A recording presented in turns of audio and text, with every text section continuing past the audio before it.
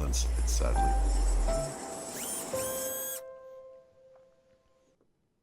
If you like pina coladas or throck in the rain, Excuse me.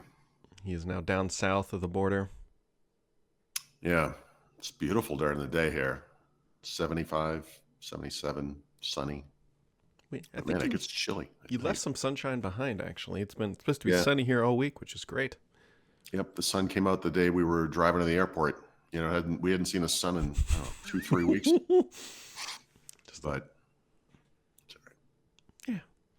Well, while you were off doing whatever you were doing, there was Microsoft has manufactured once again one of its grandiose communication issues when it comes to Xbox titles, because a lot of news, I guess if you want to call it, broke this week, where it looks like Starfield, potentially Indiana Jones, Hi-Fi Rush, and Sea of Thieves are all headed to various other platforms that are not Right. titled Xbox.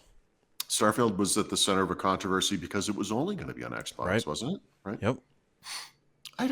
I have no problem with this. I always have this really naive view about cross-platform. Everything should be everywhere. I don't, and Xbox, the Xbox mission is the same as Microsoft's broadly, which is put this content in front of as many gamers as possible. So they've expanded what it means to be part of the Xbox ecosystem. Sounds good to me. What I think what they're missing, and why this is controversial, if you will, is they just need to come out and say what the hell they're doing.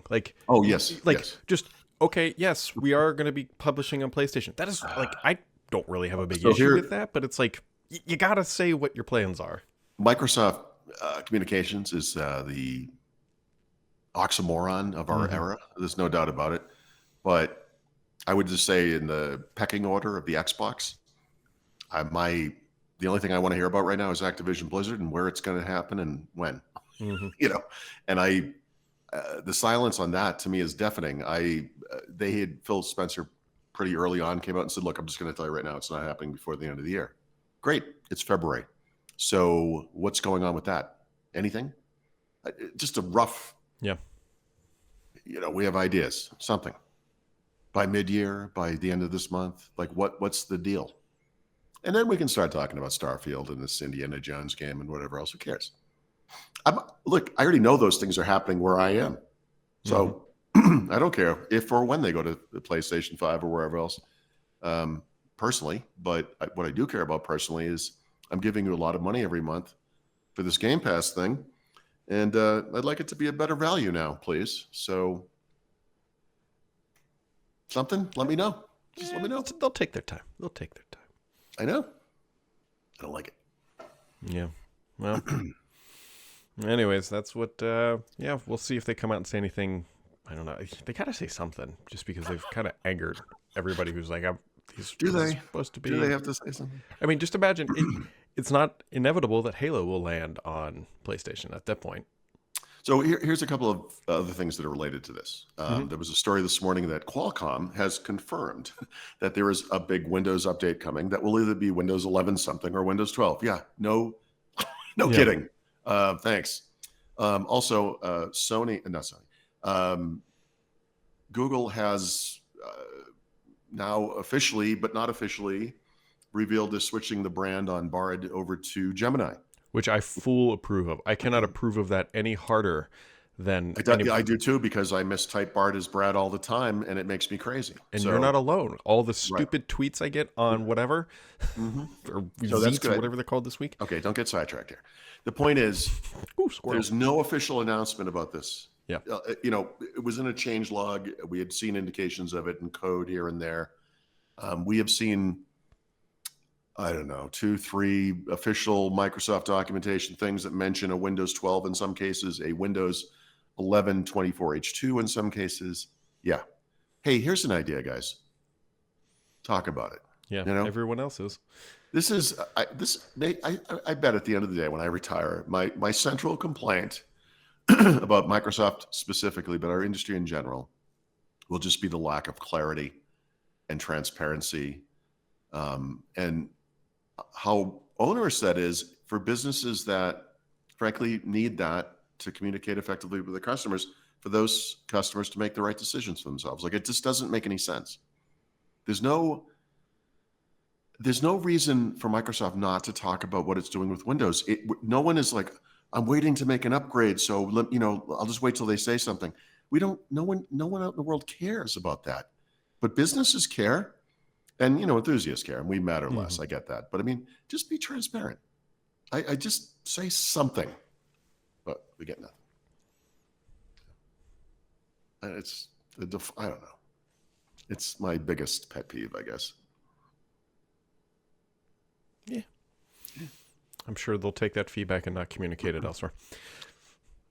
Exactly. They'll do exactly what they'll just like, if someone somewhere's nodding their head and going, yep, yeah, we're not doing that. It's not going to happen. So. Yeah, it's because to get that sort of communication, especially in a company like Microsoft, has to go through about 9 committees, get all the way up to the top, and be like, should we communicate this? And by the time that happens, it's 3 months after whatever said event. There's a pecking order, to use that again. Yep. For some reason, I'm not sure why that phrase has entered my brain, but now I can't get rid of it. When it comes to Microsoft's customers and the feedback that company will listen to. One of the weird things about Windows 11, and this is number 97 on the list of problems, is they do settings sync, but they don't sync your background wallpaper, right? And what I learned years later is, because to me as a consumer, this is the most obvious thing that you want this familiar environment, right? You get this on your phone, you get it on tablets. Like, why would you take that away? And it's because HP said, no, you have to stop doing this immediately, because at one point they had a giant corporate customer do a switch over, and when everything synced over, they had a dull wallpaper on their new HP computers. And so HP is a big enough customer, responsible literally for billions of dollars in revenue every year. And Microsoft just silently did it without saying a thing. They just did what they wanted, And I'm sure there are corporate customers out in the world, Accenture or whatever, that have some form of clout, and that, but maybe there's a secret private level of communication they get. I don't know, but I just feel like there should be a public channel for this. It should be regular and consistent, and here's where we're at, here's where we're going. I mean, obviously there's some things we want to keep close to the vest, but just from a planning perspective, we know you're looking at a PC upgrade cycle that is whenever it's happening, and here's what you need to know for that. And they don't do that. And I just don't, like I said, I don't agree with it or understand it. And I don't know that there's ever going to be an explanation where someone says something where I'm like, oh, okay, that's why it makes sense. No, I don't think so. We're also, which is bold to assume, that they actually know what they're doing and that they have these plans more than 3 months out. That's okay. That's a fair point. Yep.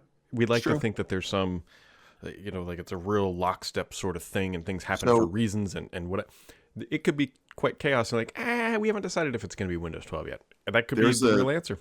Right. There's a guy, I believe it's a guy, who runs Windows now. I don't know his name.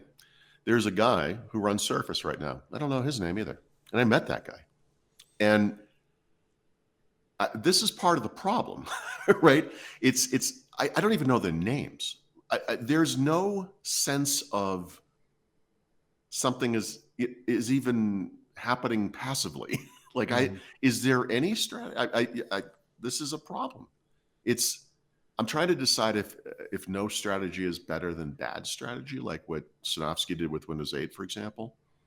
I mean, at least there was a plan. It was an insane plan. It was like a Bond villain plan, but at least there was a plan. There were smart people, moving pieces around, right? I mean, right now it's like, does someone just throw up like confetti in the air and you pick up a piece? You're like, I guess I'm doing something to paint today. I don't know how they decide to do things, right? It's a little weird. Yeah. I don't know. Yeah. Well, maybe a build. Build will be the... No. Yeah, maybe. You know what? But here's the thing, Brad. For several years now, I have used... this is the thing. We would look for clarity. And depending on the time of year, I'll say, well, maybe build would be the logical time for them to say something about this thing. This thing is often the next version of Windows, right? And then build comes and goes and there's nothing. And we're like, well, Ignite would be the logical time frame for that. In the past, we might have said something like whatever their partner show is called now, or what, something. And no, I mean, there's nothing. It's like a cat coughing up a hairball. Every once in a while, there's something on the floor, and you have no idea when it's coming. And when it comes, you're not even that happy about it, frankly. That is, Yeah, that's the comparison I just made. that's quite the analogy for a Monday morning. Good morning, everybody. And goodbye.